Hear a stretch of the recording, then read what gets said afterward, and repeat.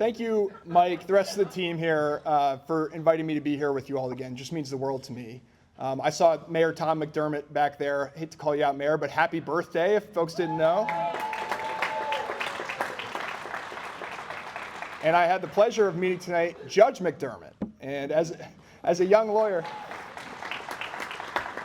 it's never a bad thing to know a judge. So I really enjoyed meeting you.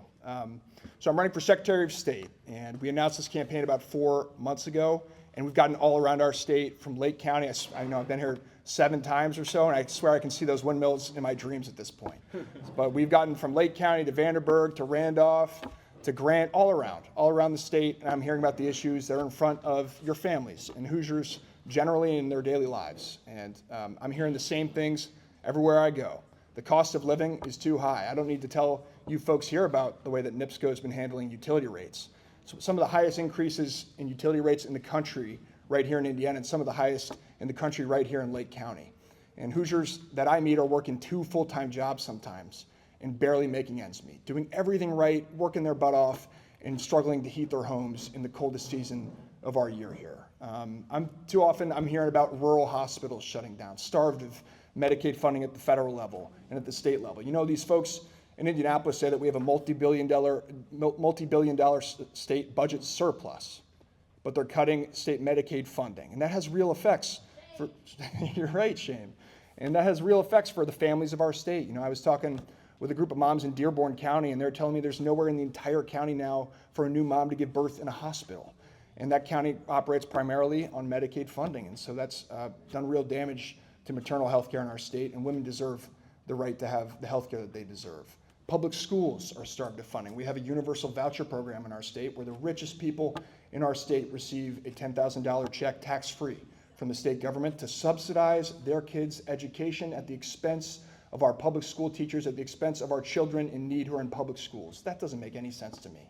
And I know we have some public school teachers in the audience tonight. I want you to know that as the Secretary of State of Indiana, I will do everything I can to advocate for better public schools and make sure that every kid,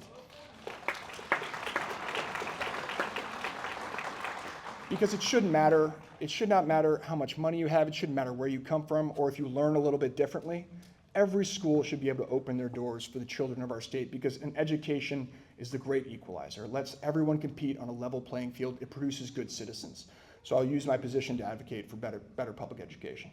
That brings me to this office and the incumbent Secretary of State. He needs no introduction, Diego Morales. But he has used his position as an elected official in our state, not to help the people of our state, not to make our elections more fair and secure, not to help our entrepreneurs, not to root out securities fraud, none of that stuff. He has used his position as an elected official to benefit himself, his friends, and his family. He has spent $92,000 of our money, of our tax dollars, on a luxury SUV.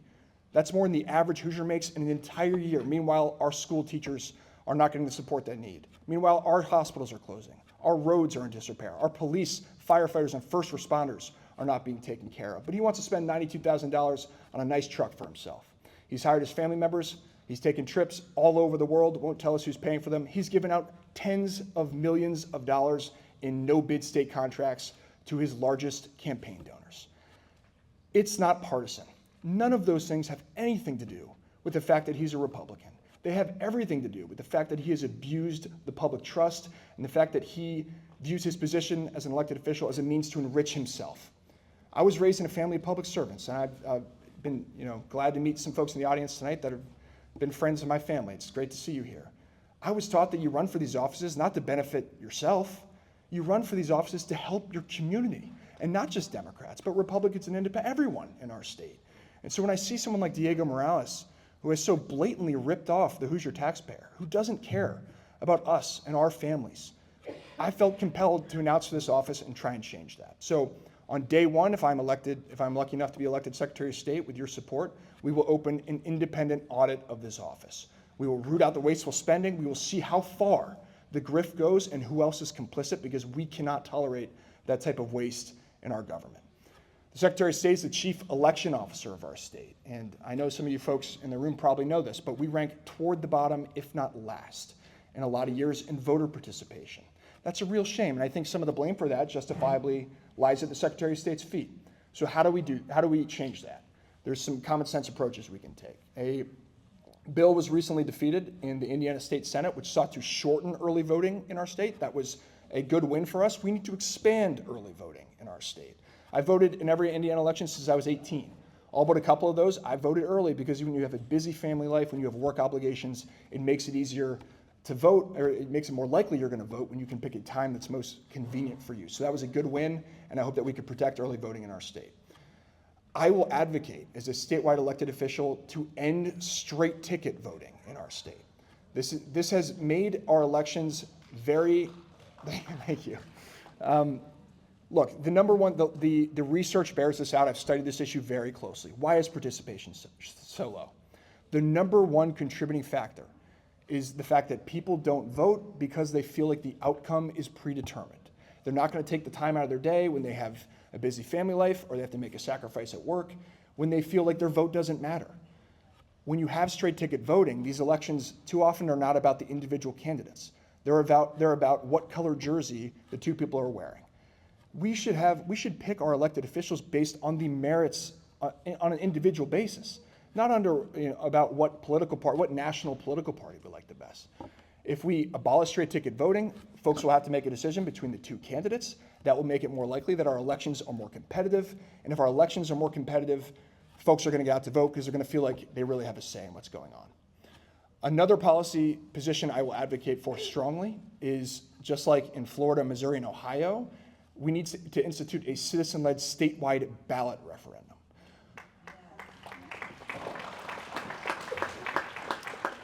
So what this would do is put the biggest issues of the day on the ballot for you and your families to decide. Because I trust Hoosiers to make those big decisions. Too often, the folks in the state legislature are captured by the special interest. We need to institute policies that look out for the common good. And I have every ounce of faith in you and your families to make those big decisions. And if we do that, if we put the biggest issues of the day on the ballot, that's going to motivate folks to get off their couch and into their polling place because they're going to feel like they have a real say in what's going on. The other parts of this office handle business registrations, helping entrepreneurs as they're taking on a lot of risk, founding companies, creating good-paying jobs. I'm proud to be here in a union hall tonight. They have some say in the business dealings of our state. We need statewide elected officials that stick up for the rights of working Hoosiers to bargain for better wages, for fair working conditions, for better benefits. I will be an advocate every day I'm in the State House for organized labor, for the working people, the working men and women of this state. And I've been lucky to receive several endorsements from labor unions throughout our state.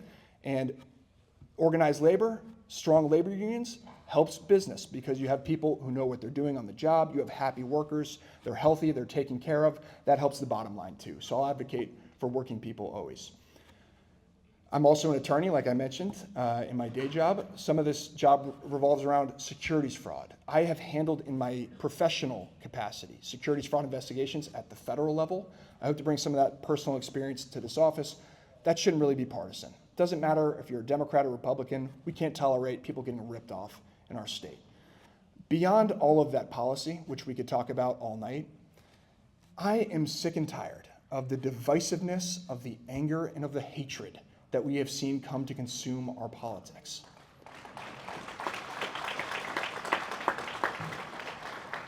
I look, I turn on the TV, God forbid I go on my phone these days, and I just see fellow Americans, fellow Hoosiers yelling at each other, picking a team, red team, blue team, digging in, and just it devolves into chaos and hate. No one's listening to each other.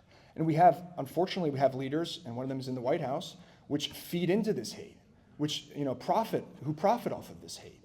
We need leaders in our state and in our country which recognize that the things that we have in common as Americans and Hoosiers are more important than any superficial difference that we may have. We need leaders that try and reconcile our differences.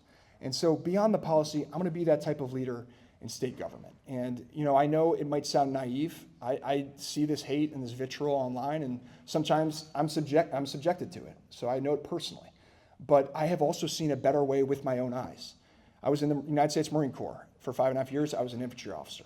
And the hundreds of Marines that I led came from all different walks of life, big cities, little towns. We had different politics. We voted differently. But at the end of the day, we came together to achieve a common mission that was more important than any political difference that we may have had. So beyond the policy, we need leaders in state government, and I want to be one of these leaders, that bring people together around a common mission that's more important than our superficial differences. So I hope to be that type of leader. And I'll just close with one thought on organized labor, because we are meeting in a union hall here tonight. There's a man named Thomas Donahue, who is the longtime president of the AFL-CIO, and he had a quote which I like thinking about. He said, "The only way to solve organized greed is organized labor." We have too much.